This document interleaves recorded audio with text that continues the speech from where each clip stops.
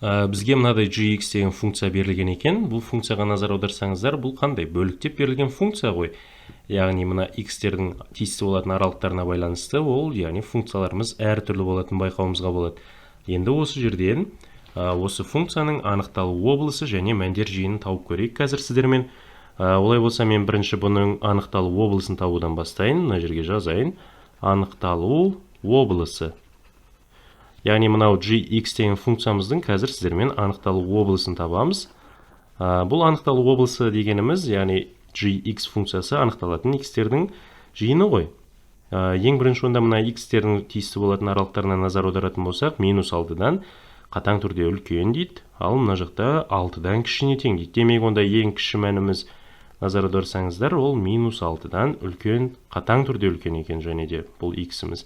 Ал келесі x-іміз қандай дейді? Кіші не тең 6 дейді. Демек онда мен бұны қазір қос теңсіздік арқылы жазатын болсам, мына gx деген функциямыздың анықталу облысы -6-дан үлкен екен, және ол кіші не тең 6 екен. Демек, мынаны біз қос теңсіздік арқылы жаздық. Ал енді мен бұны аралық арқылы жазатын болсам, онда менде x тиісті -6 және 6. Бұл жерден 6 дегеніміз қандай? Тік жақша болады. Неліктен? Өйткені бұл кіші не тең 6 деп тұр ғой. Демек 6-ны қабылдайды деген сөз. Сонда x мынау, яғни мына жарты интервалға тиісті болатын кез келген нақты сандар, бұл берілген gx деген функциямыздың анықталу облысы болады екен. Енді келесі, мына жерге жазайын. Сонда x тиісті -6 мен 6 болатын кез келген нақты сандар. Нақты сандар. Бұл жерде ең бастысы міне мына жартылай интервалға тиісті болу керек, анықталу облысы. Енді келесі, осы берілген функцияның мәндер жиынын табайық. Енді мында жазайын. Мәндер жиыны.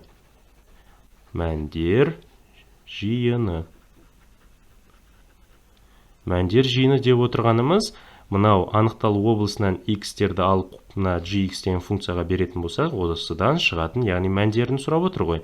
Оны мен табу үшін ең бірінші мына аралыққа назар аударайын. Мына -6, ал ол бізде қандай деп тұр? Кіші x-тан кішіне тең -3 деп тұр. Онда мен осыны жазайын. Міне -6, ол кіші x-тан, ал ол кішіне тең -3. Енді осы аралыққа тиісті болатын болса, менің gx деген функциям x қосылған 7-ге тең екен ғой. Демек, онда мен бұл теңсіздіктің барлығына 7 деген санды қосатын болсам, бізде бәрібір теңсіздік таңбасы өзгермейді ғой. Демек, онда -6-ға 7-ні қосатын болсақ 1 шығады, ал келесі бұл сәйкесінше x қосылған 7, ал ол кішіне тең -3-ке 7-ні қосатын болсақ 4-ке тең екен. Ал бізде бұл x қосылған 7 деп отырғанымыз gx-қа тең ғой. Демек, 1 кіші gx-тан, ал gx кішіне тең 4 екен. Міне, біріншісінің мәндер жиынын таптық. Егер анықталу облысы -6 мен -3-ке тиісті болатын болса, онда оның мәндер жиыны 1 мен 4-тің арасында жатады екен gx деген функциямыздың. Ал олай болса келесі, мына екінші бөлігіне назар аударайық. -3 кіші x-тан, ал ол кіші 4 деп тұр ғой. Бұл жерден бір назар аударатынымыз x-тің алдындағы таңбасы теріс. Демек, онда мен бұл теңсіздіктің барлығын -1-ге көбейтетін болсам, онда бізде теңсіздік таңбасы кері қарайды, және таңбалар ауысады ғой. -3-ті -1-ге көбейтетін болсақ 3, теңсіздік таңбасы кері қарайды, x-тің алдындағы таңбасы -қа ауысады, 4-тің таңбасы -қа ауысады екен. Енді осы жерден бұған 1-ді қосады екенбіз, яғни 1-ден x-ті азайт деп тұр ғой. Мен оны тағы да басқаша -x қосылған 1 түрінде жазсам болады. Олай болса, бұның барлығына 1-ді қосып шығсақ, 3-ке 1-ді қосатын болсақ 4 шығады. Мына жерден 1 азайтылған x, ал ол үлкен -3 екен. Демек, мына жерден мына 1 азайтылған x деп отырғанымыз, бізде ол gx деген функциямыз ғой. Сонымен осы жерден gx-тің қандай мәндер жиынын тапты, ол қандай болатын? Міне -3, ол кіші gx-тан, ал ол кіші 4 екен. Міне, бір мәндер жиынын таптық. Екінші мәндер жиын, яғни мына екінші функциямызға сәйкес. Ал енді мына үшінші бөлігіне сәйкес оның мәндер жиынын табатын болса, ол бізде қандай дейді? Бірінші мына анықталу облысын жазайық. X қандай аралыққа тиісті екен? 4 кішіне тең x, ал ол кішіне тең 6 деп тұр ғой.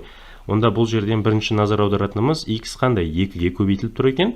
Онда мен бұның барлығын 2-ге көбейтейін. 2 оң сан ғой, демек оң санға көбейткенде бізде теңсіздік таңбасы өзгермейді. Сонда бұл 8 кішіне тең 2 еселенген x, ал ол кішіне тең 12 екен. Енді келесі назар аударатынымыз бұдан 11-ді азайтып тастаңыз дейді. Олай болса, енді осының барлығынан 11-ді азайтып тастақ, 8-ден 11-ді азайтсақ -3, ал ол кішіне тең 2x азайтылған 11, ал ол кішіне тең, енді 12-ден де 11-ді азайтамыз, сонда 1-ге тең екен міне.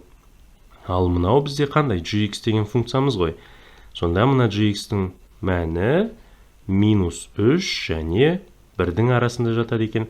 Сонымен, енді бұл жерден көріп тұрғандарыңыздай таптық міне.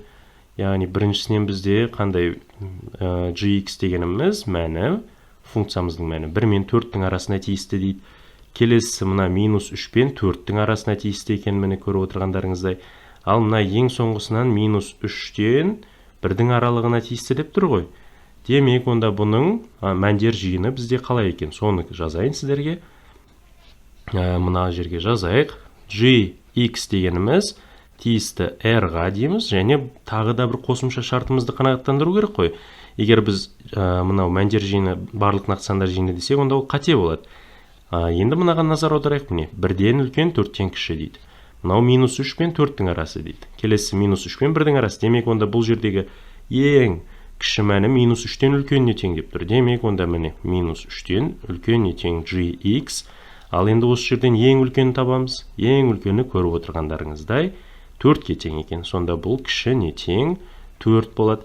Міне көріп отырғандарыңыздай gx деген функция мынадай бөліктеп берілген функциялы болатын болса, онда оның анықталу облысы мына x-тердің тиісті болатын аралығынан қарап анықтай саласыздар.